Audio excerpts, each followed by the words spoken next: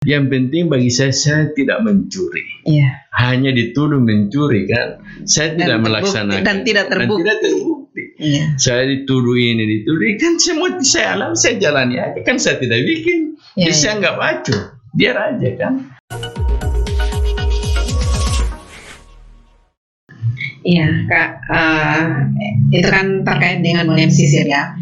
Nah, Kak Iwan ini kan kemarin sudah di provinsi berjuang, Bonem Pesisir berjuang. Saya ingin tahu perjalanannya Kak Iwan ini dari nol ya sampai sekarang sudah menjadi rektor. Ini harus jadi inspirasi juga buat banyak orang. Bagaimana seorang Ridwan Tohobi ini menjalani fase-fase kehidupan sampai dengan sekarang ini. Saya nggak tahu, cuman memang saya dilahirkan dari daerah yang dinamis tadi, tidak stagnan, tidak statis. Orang tua saya berasal dari Bonem Pesisir, berpindah-pindah. Ya. Sedikit militer juga kan, dari guru kan, jadi pola itu yang tertanam dari awal.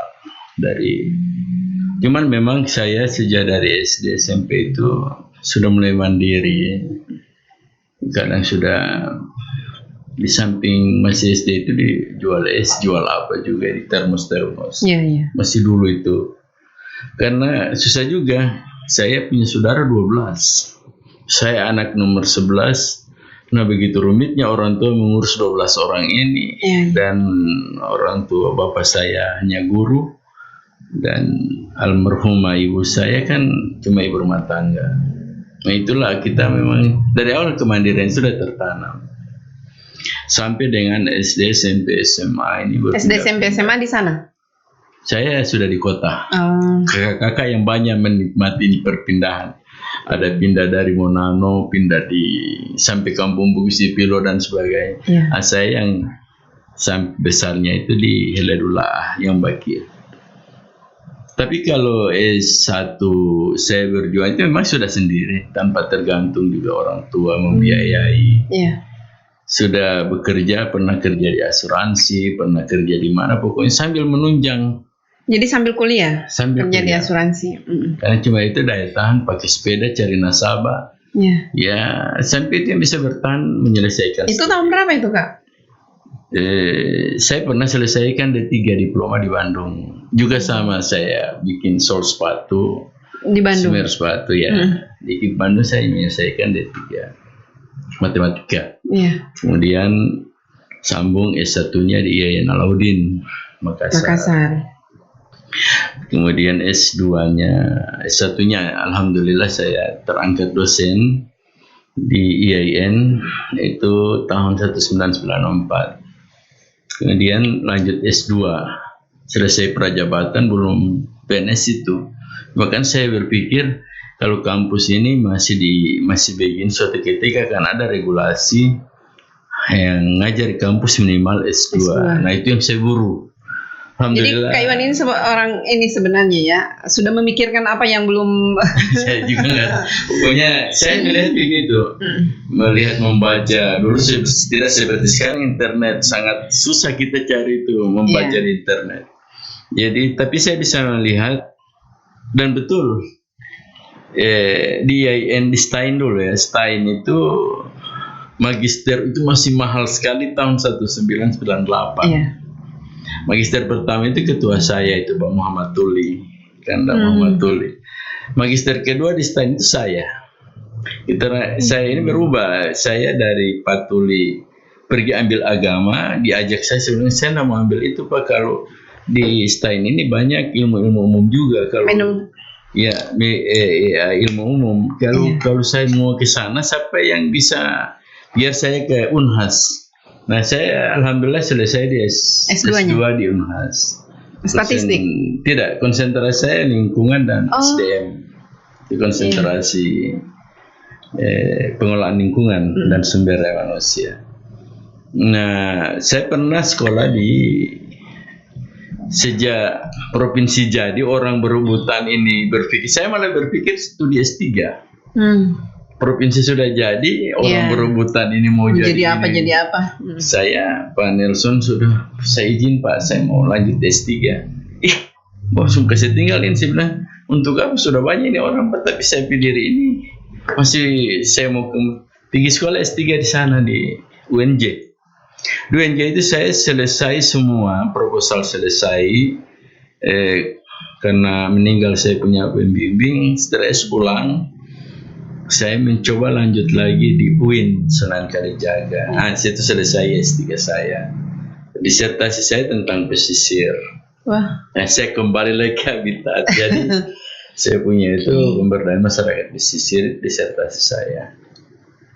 Saya menyelesaikan sampai D3, sampai tiba-tiba tahun di antara stagnasi dari 2007. Setelah STAIN ini, saya ketua panitia alih status STAIN menjadi IAIN.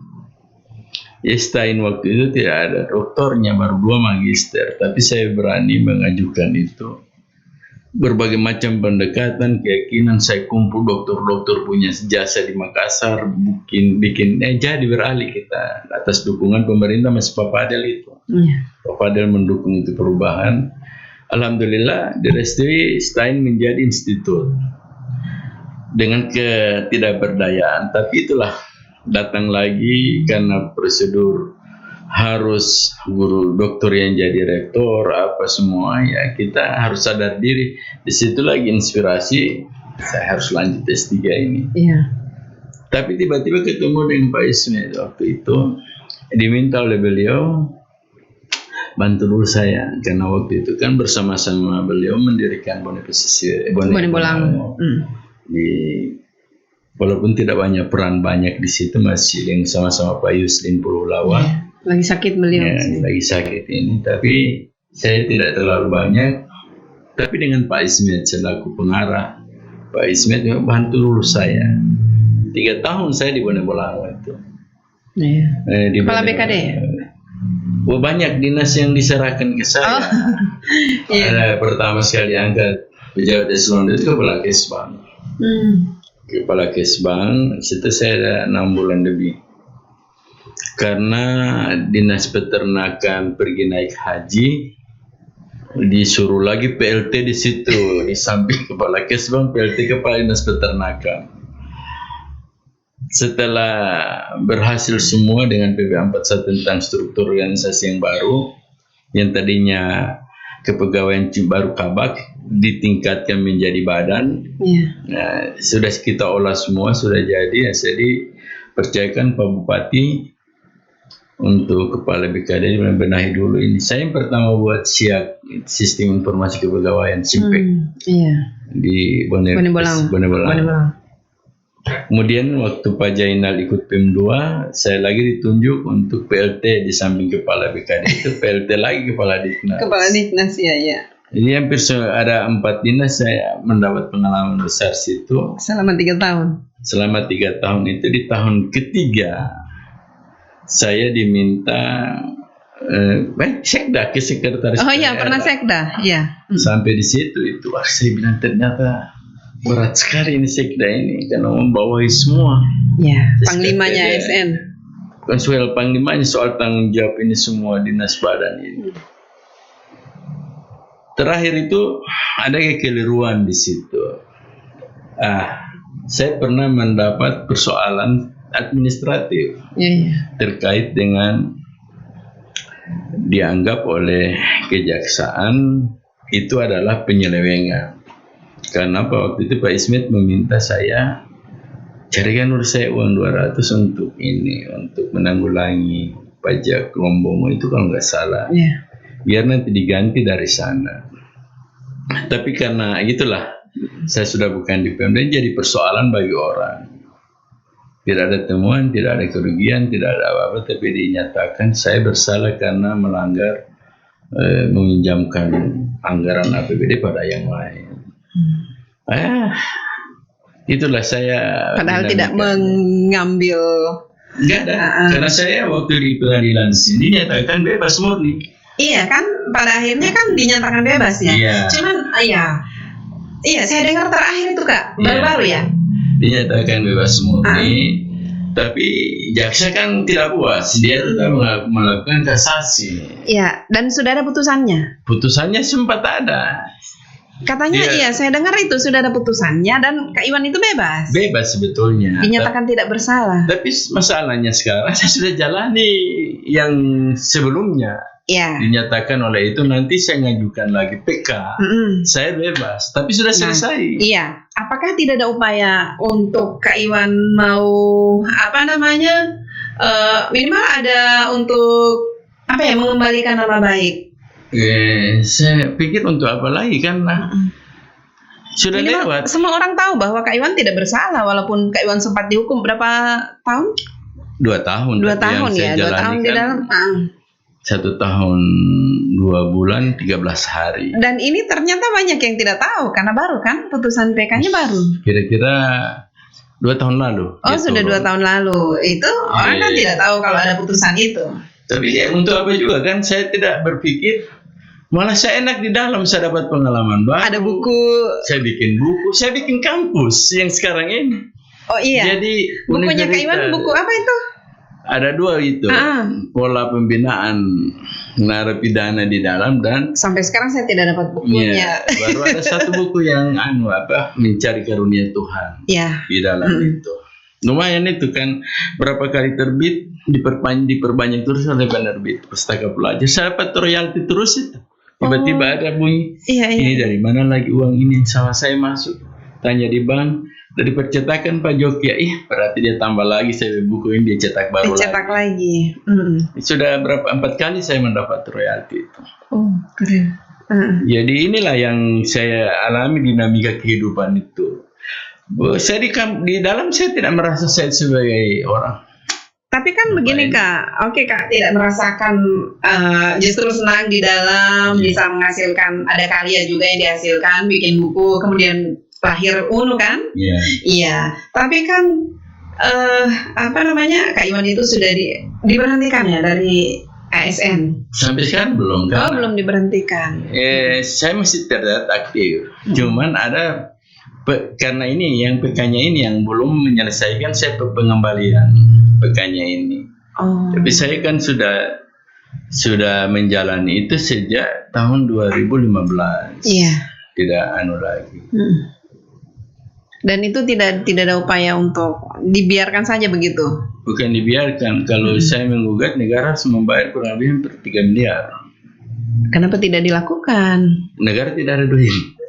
Dia mau kembalikan SK saya, sudah ada upaya pengacara saya untuk mengembalikan. Pengacara saya untuk mengembalikan itu. Tapi kalau yang bersangkutan tidak nuntut ini, kita akan kembalikan. Tapi kalau misalnya, padahal saya sudah berjanji dengan pengacara, kalau dikembalikan semua ambil saja itu Pak. Iya, yang penting nama baiknya Kak Iwan itu bisa dikembalikan, bisa direhabilitasi. Nah sekarang biasanya pengacara menghitung gratis, saya tidak ada duit mau bayar untuk pengacara. Komitmen saya, jika saya dikembalikan itu saya punya hak itu, ambil aja itu. Setelah dihitung pada tahun 2018 baru 1 lebih. Sekarang sudah 2021 3 lebih. Kalau dia hitung. Iya, cuman untuk pemberhentian tidak diproses, harusnya kan tetap jalan ini. Tetap jalan, baru saya kalau mau kembalikan itu kan jadi masalah. Harus indah syaratnya sudah ada. Tinggal kemampuan anggaran itu aja yang belum. Wow. Iya, jadi setelah itu Kak Iwan keluar bikin kampus. Bukan, di dalam itu kampus saya rancang. Sementara dalam saya malam begini itu orang lain saya cuma bikin macam-macam, bikin buku, bikin apa. Artinya Kak Iwan di dalam lebih tenang bekerja, tidak lebih ada gangguan. terkonsen. Jadi saya bikin 2 buku, bikin penelitian 1, ditambah lagi saya bikin kampus. Ini lahirnya kampus itu dari dalam.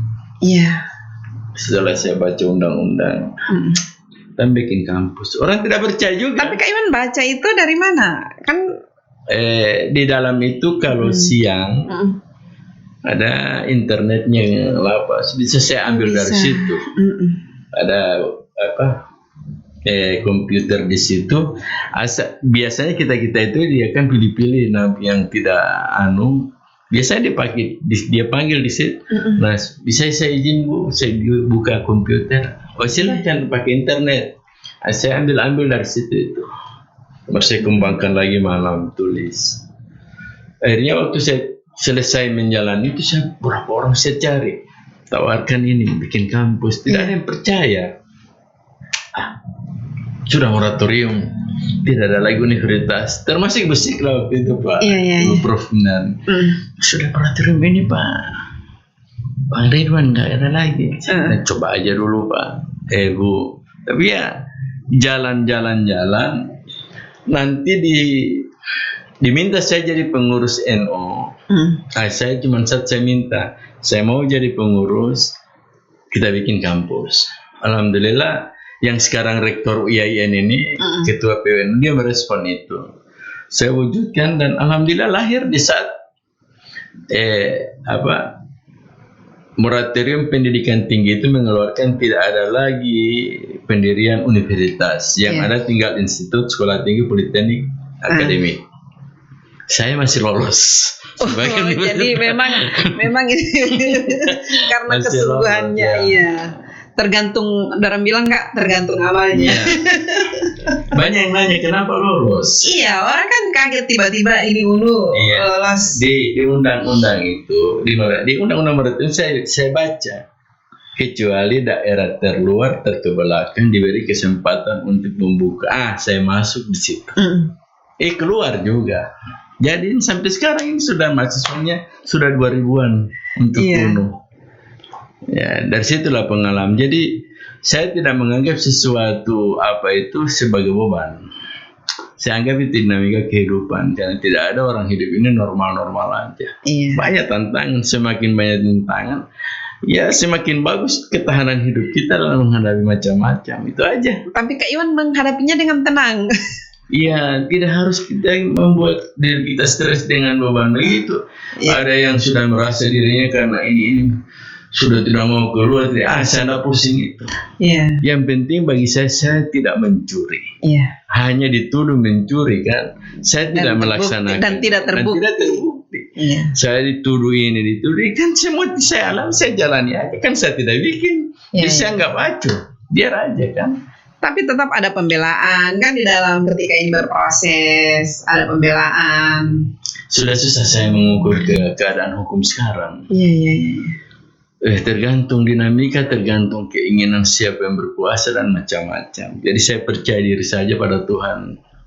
Keadilan itu yang paling mutlak ada di atas. Saya tidak peduli dengan lain ini. Itu aja yang saya. Ini hanya hukuman di dunia ya. Iya, ini hukuman di dunia kan stagnan juga kan. Tentatif istilahnya, hari ini baik, besok lagi kabur, lusa lagi apa. Jangan aja normalnya itu kehidupan sesuai sunatullah. Kalau kita ikuti ini selamat-selamat aja. Jadi kalau ikut irama ya. Kalau itu diikuti maka tidak ada yang stres, tidak ada. Tidak ada, kalau kita terbebani itu kita jadi sakit semua. Sakit itu kan dari pikiran, terbawa ke masalah hati. Kalau sudah dua itu karena sudah stabilitas tubuh kita sudah tidak bagus, imun kita sudah tidak bagus. Akhirnya tidak mampu lagi. Yang seharusnya bisa, tapi karena masalah yang lain-lain. Ya itu aja kan, yang semua ini kan yang ada di hadapan kan tinggal takwa, tidak peduli dengan segala macam ini. Itu saja. Jadi saya tinggal mengambil di usia saya terakhir ini, tinggal banyak beramal aja. Saya ini bercita-cita, mudah-mudahan benepisir ini jadi, lebih nambah amal saya lagi. Amin. Sudah jadi, provinsi sudah jadi. Supaya yang bisa hidup di provinsi Gorontalo bisa ada amal kita juga berjalan terus. Benepisir pun ini saya wujudkan. Sebagai ladang amal saja ya. Iya, bagi saya selaku ketua komite, mungkin sekarang sudah berusia 55 tahun, tinggal 10 tahun ini. Saya akan masuk ke usia-usia yang tidak produktif. Nah, kemungkinan besar di usia itulah saya akan berhadapan dengan panggilan Tuhan. Nah, kalau saya tidak siap dengan amal, apa yang bisa membela saya dalam kubur? Kecuali yang ini. Dan saya mudah-mudahan ini terwujud sebelum saya mati, supaya saya masih ada amal untuk itu. Soal mau menikmati lagi ini masa benepisir kembali, tidak ada pikiran ke sana lagi. Sudah banyak generasi untuk sana. Iya. Jadi rencana ke depan setelah ini Ulu sudah jadi. Jadi Bone Pesisir ini harga mati. Memang Harga mati satu. akan Saya mau bikin kampus lagi di Bone Pesisir Yes. kalau dia sudah jadi provinsi. dan itu sangat Tinggal itu yang saya mau iya, wujudkan. dan itu sangat potensial. Ya. Tapi perguruan tinggi itu perguruan tinggi kedinasan.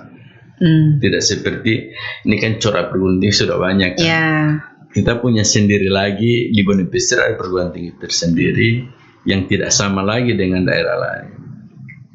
Tinggal itu aja yang bisa menghidupkan. Masya Allah. Oke Kak, terima kasih banyak ini Kak. Sudah Oke. banyak berbagi inspirasi di sini. Insya Allah ya semoga Bone Pesisir jadi, kemudian Kak Iwan tetap sehat. Amin, amin. Walaupun ya semoga bisa secepatnya dan minimal menikmatinya bukan dengan cara bahwa kita jadi apa, tetapi kita bisa melihat orang-orang berbahagia dengan adanya Bone Pesisir ini. Orang-orang bisa menikmati, kan cukup bahagia juga ya Iya, melihat. melihat orang lain itu bahagia. Iya. Saya senang. Enak sekali ini dulu provinsi kita orang belum jadi provinsi tapi sekarang sudah jadi. Aduh.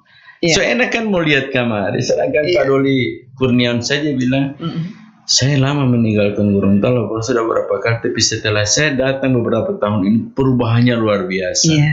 Artinya dalam waktu setiap masa Pak Fadel ada perubahan, di masa Pak Rusli dulu belum ada infrastruktur yang lain, sekarang Iya, sudah banyak jalan. jalan yang ada jalan gor lintas selatan sementara dibangun itu di Biluhu dia sama kasih tembus lagi Bongo. Iya. Kemudian ini Bone Pesisir yang mau kasih tembus. Ini kan banyak perjuangan yang dilakukan oleh Pak Gubernur dalam 2 periode ini. Iya. Tapi orang kan sedikit, walaupun begitu banyak itu yang dikerjakan sangat baik, tapi kalau ada celah Ada satu kesalahan itu yang dikubur terus tuh. Ya budaya. dan itulah manusia. Itu aja. Inilah tapi saya pikir enjoy aja Pak. Enjoy Jangan aja. mengakhiri bagus ini. Iya. Apalagi kalau Husnul khotimah. tahun depan ini jadi ini provinsi kabupaten itu luar biasa Pak. Iya, Amalnya 5 Pak DOB. Rusli itu sudah sangat bagus sekali. Insya Allah. Ya, ini Pak Gub ini harusnya datang ke sini ya. Kita undang. Iya. harusnya diundang. Karena beliau kita presidium, kita presiden percepatan, Iya. beliau yang harus bicara ini di sini. Ini kan cuma komite, untuk cuma komite. Dan kali dia 5 DOB itu suruh bicara bagaimana beliau ini berkehendak 5 DOB. Itu kewenangan beliau. Iya, Kalau cuma Bone Pesisir kan cuma saya. Saya Iya. berhimbau ini Pak Gubernur supaya kan jangan gobar apa itu bisa. Ya, bisa sekalian terinspirasi. beliau yang ini. Saya kan tidak bisa menyinggung yang lain karena Itu ada komandan. urusannya Ada- mereka. iya, ada komandan Ada komandannya satu. masing-masing. Iya.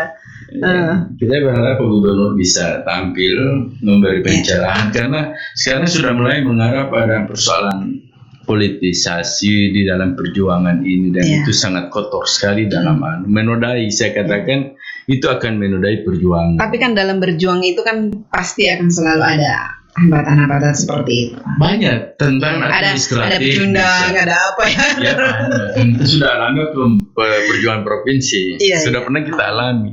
Tapi ini lain. Sudah masalah harga diri dan kecorakan yang tapi kalau cuma persoalan tidak wajar, tidak Iya. ulung juga, itu hal-hal yang biasa. Tapi kalau Tapi- sudah mulai merembet pada persoalan privasi, janganlah. Kita ini sama-sama punya nilai kemanusiaan. Kita menjagalah. Kita juga punya banyak kekurangan dan semua. Ya, ya, ya. Saya kira itu aja, Pak. Oke. Sekali lagi terima kasih Kak. Oke. Ya, assalamualaikum warahmatullahi wabarakatuh.